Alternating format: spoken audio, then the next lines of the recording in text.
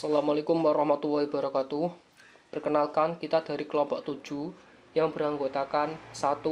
Ahmad Sofyan yang bernim 2018-53010. Kedua, Syarif Hidayat dengan NIM 2018-53020. Yang ketiga, Khairul Umam dengan NIM 2018-53027. Yang keempat, Agus Rianto dengan NIM 2018-53070. Dan terakhir, yang kelima, Siska Mailani dengan NIM 2018-53126. Pada presentasi kali ini, kita akan membahas mengenai 7 prinsip testing. Mari kita mulai dari prinsip yang pertama. Prinsip yang pertama adalah pengujian yang menunjukkan adanya kesalahan atau tidak adanya sama sekali. Poin pertama, testing dapat menunjukkan bahwa ada kesalahan atau kegagalan. Pengujian ini dapat mencari dan mendapatkan kesalahan sehingga akan memberitahu bahwa terjadi masalah dalam perangkat lunak. Pengujian ini dapat menemukan masalah itu. Poin yang kedua adalah pengujian itu tidak dapat menunjukkan suatu kesalahan. Hanya dapat terjadi jika pengujian tidak menemukan suatu kesalahan dalam perangkat lunaknya, sehingga pengujian tidak dapat menunjukkan suatu kesalahan. Dan poin yang ketiga adalah pengujian yang mengurangi kemungkinan kesalahan yang belum ditemukan. Mari kita memahami contoh di bawah ini. Anda memiliki 20 kesalahan dan Anda menemukan 5 kesalahan dari 20 kesalahan tersebut dan sisanya 15 kesalahan pada perangkat lunak. Jadi, inilah mengapa kita mengatakan bahwa pengujian dapat menunjukkan kesalahan itu dengan kita menemukan 5 kesalahan dari software. Tetapi, kita tidak dapat membuktikan atau menunjukkan bahwa dari 20 kesalahan yang kita temukan dalam software hanya menunjukkan 5 kesalahan saja. Tetapi di sebelah kiri masih ada 15 kesalahan yang tidak kami ketahui. Jadi, pengujian tidak dapat menunjukkan suatu kesalahan. Dan terakhir adalah pengujian dapat mengurangi kemungkinan kesalahan yang belum ditemukan. Dan bagaimanakah itu dapat terjadi? Awalnya kita memiliki 20 kesalahan, tetapi hanya dapat menunjukkan 5 kesalahan saja, dan masih tertinggal 15 kesalahan. Jadi, pengujian ini dapat mengurangi kesalahan yang tertinggal dari produk perangkat lunak untuk pelanggan. Selanjutnya kita akan melanjutkan prinsip yang kedua. Prinsip yang kedua adalah pengujian menyeluruh tidak mungkin dilakukan. Nah, ingat pada prinsip ini bahwa pengujian menyeluruh tidak mungkin dilakukan. Pada poin pertama adalah pengujian menyeluruh itu tidak layak. Ini dikarenakan kita memiliki perangkat lunak, bukan berarti kita harus menguji setiap bitnya. Selanjutnya, pada poin kedua yaitu analisis risiko, teknik pengujian, dan prioritas. Di sini kita harus melihat pengujian seperti apa yang diperlukan, lalu kita harus fokus bahwa teknik pengujian apa yang berbeda dan apa prioritas dari perbedaan tersebut. Selanjutnya, lanjut ke poin yang terakhir yaitu fokus pada upaya pengujian. Saat kita menguji fitur yang kita perlukan, yaitu kita harus tahu berapa banyak usaha yang dibutuhkan. Ini dikarenakan pengujian menyeluruh tidak mungkin dilakukan. Pengujian membutuhkan sejumlah upaya dan itulah sebabnya pengujian menyeluruh itu tidak layak. Mari kita coba untuk memahami dengan contoh berikut. Misalkan ini adalah kebutuhan pelanggan tentang lampu LED. Lampu ini akan menyala pada saat kecepatan di antara 15 dan 90 km per jam. Salah satu cara untuk menguji persyaratan ini adalah dengan melakukan pada dua analisis nilai. Untuk itu, pada pengujian ini kita telah mengambil 6 angka. Pada nilai pertama, kita memiliki angka 14, 15, dan 16. Dan di nilai yang kedua, kita memiliki angka 89, 90, dan 91. Jadi, saat kita melakukan pengujian, lampu LED tidak akan menyala pada angka 14 dan 15. Lalu di sisi yang kedua pada angka 90 dan 91 tidak juga menyala. Itu berarti lampu yang hanya menyala hanya untuk angka 16 dan 89. Jadi Hanya dengan menggunakan 6 nilai, kita bisa menguji perangkat lunak. Lalu, katakanlah apakah itu memenuhi kebutuhan pelanggan atau tidak. Tetapi, sebenarnya juga memungkinkan untuk melakukan tes yang sama dengan mempertimbangkan semua nilai antara 15 dan 90. Tapi, itu akan menghabiskan banyak waktu dan tenaga. Dan dengan menggunakan batasan analisis nilai, kita dapat melayani tujuan kita. Itu berarti tidak perlu mengambil semua nilai antara 15 dan 90. Nah, itulah alasannya mengapa kita mengatakan pengujian itu harus dilakukan satu persatu. Dan pengujian tidak perlu dilakukan secara keseluruhan, karena itu tidak layak. Tapi, pada poin di sini yang perlu dipahami adalah jika cukup jumlah waktu dan usaha yang diberikan, bisa jadi untuk segala hal, tetapi itu tidak praktis. Pada basis ini, terkadang sangat penting, mungkin untuk menguji semua skenario, tapi tidak praktis untuk melakukannya, karena waktu dan tenaga yang terlibat di dalamnya. Jadi, itulah penjelasan tentang prinsip yang kedua. Selanjutnya yaitu prinsip pengujian ketiga. Prinsip ketiga adalah awal pengujian, yaitu untuk menghemat waktu dan juga uang. Poin pertama adalah statis dan uji dinamis harus dimulai sedini mungkin. Apa itu artinya? Yaitu kita harus mulai menguji sedini mungkin terhadap pengujian statis dan juga dinamis. Pengujian statis dan dinamis terhadap sebuah pekerjaan. Selanjutnya yaitu poin kedua adalah pengujian awal atau kadang disebut sebagai shift left adalah tampilan pengujian awal diagram.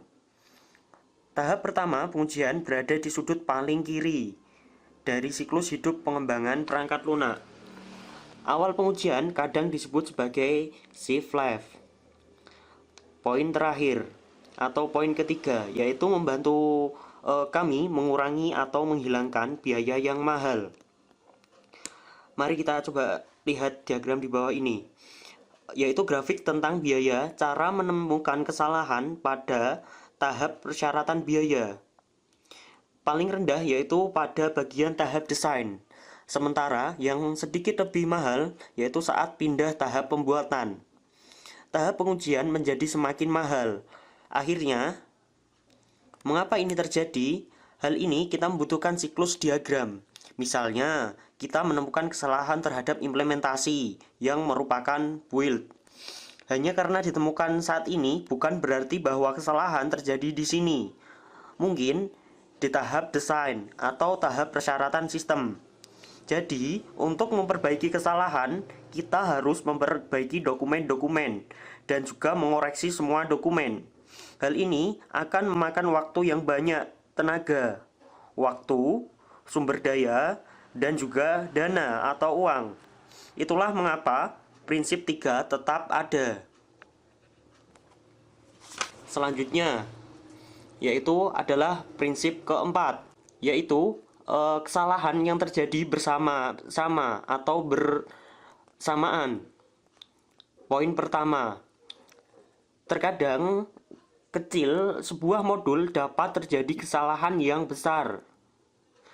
Selanjutnya, poin kedua, kesalahan menjadi penyebab sebagian besar kegagalan operasional. Hanya karena beberapa modul yang rusak di dalamnya dapat menyebabkan kegagalan operasional. Apa itu kegagalan operasional? Yaitu kapan produk sedang digunakan dan gagal sesuai yang diharapkan. Jika kita dapat mengidentifikasi modul atau bagian dari perangkat lunak yang berisi kesalahan, maka akan membantu kita untuk mengurangi mahalnya biaya. Jadi, prinsip keempat yaitu mengidentifikasi modul di mana sebagian besar kesalahan terjadi bersama-sama. Prinsip kelima adalah waspada terhadap paradoks backstage yang terjadi. Ini berarti poin pertama, satu tes yang sama tidak lagi ditemukan suatu kesalahan. Selama pengujian, jika kita menemukan suatu kesalahan dalam kode, maka kemungkinan kecil kita akan menemukan kegagalan lagi, kecuali ada perubahan besar. Kode kita jika tidak akan menemukan kesalahan lagi, karena kita sudah menemukan satu dan dikoreksi. Jadi apa yang harus kita lakukan? Mari kita bahas di poin kedua. Mendeteksi kesalahan baru. Pada kasus uji dan data pengujian mungkin perlu diperbarui jika kita juga harus memperbarui kasus uji atau data di dalamnya dapat menemukan kesalahan baru di dalamnya. Dan poin ketiga adalah saat kita melakukan otomatis uji regresi paradoks pestisida memiliki hasil yang menguntungkan saat kita menjalankannya. Pengujian otomatis kita sebenarnya menjalankan skripsi. Jika kita menjalankan yang sama naskah lagi dan lagi, itu sangat kecil kemungkinan kita akan menemukan kesalahan baru. Tetapi jika kita memperbarui skrip kita dan kasus uji baru, maka ada kemungkinan kesalahan baru.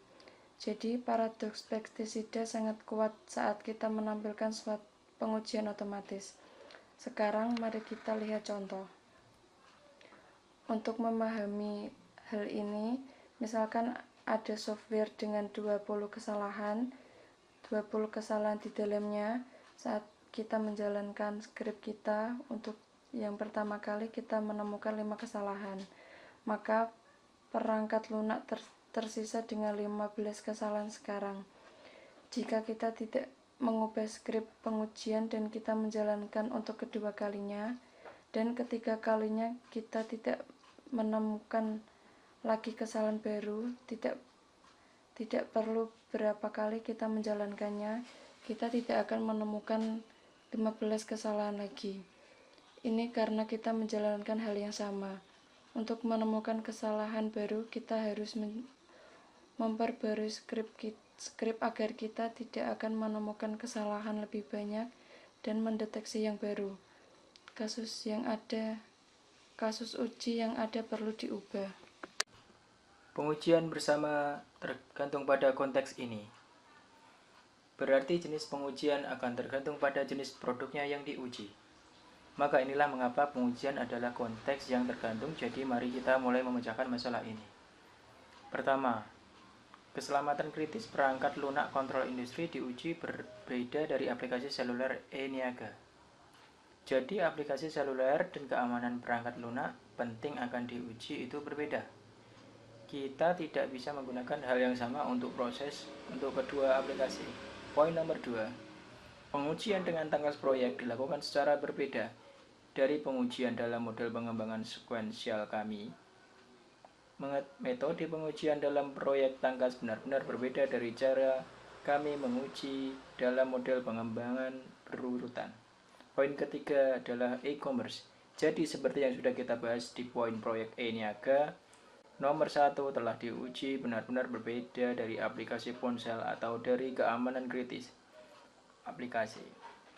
Dan disitulah prinsip 6 penekaman bahwa pengujian adalah konsep yang tergantung. Prinsip 7 menyatakan bahwa tidak adanya kesalahan adalah kesalahan. Jika Anda ingat, kami telah membahas ini pada prinsipnya 1 dan 2. Mari kita diskonstruksikan poin itu. Nomor 1, dalam sebuah organisasi berharap penguji dapat menjalankan semua tesnya yang mungkin dan temukan semuanya kesalahan ini. Harapannya ini sepenuhnya kesalahan, tidak bisa menjalankan semua kemungkinan tes, dan kami tidak dapat menemukan semua kemungkinan kesalahan. Poin nomor 2 mengatakan prinsip 2 dan prinsip 1 masing-masing memberitahu kita ini tidak mungkin. Jika Anda ingin ingat, prinsip 2 menyatakan lengkap pengujian tidak mungkin dan seseorang mengatakan itu. Kami tidak dapat menemukan semua bug di file sistem sehingga kami dapat mengklaim telah menemukan bug. Tetapi kami tidak dapat mengklaim bahwa tidak ada kesalahan yang tersisa di perangkat lunak lebih jauh. Jadi kekeliruan ini adalah salah keyakinan bahwa penguji dapat menemukan semua kesalahan yang ada pada software kita.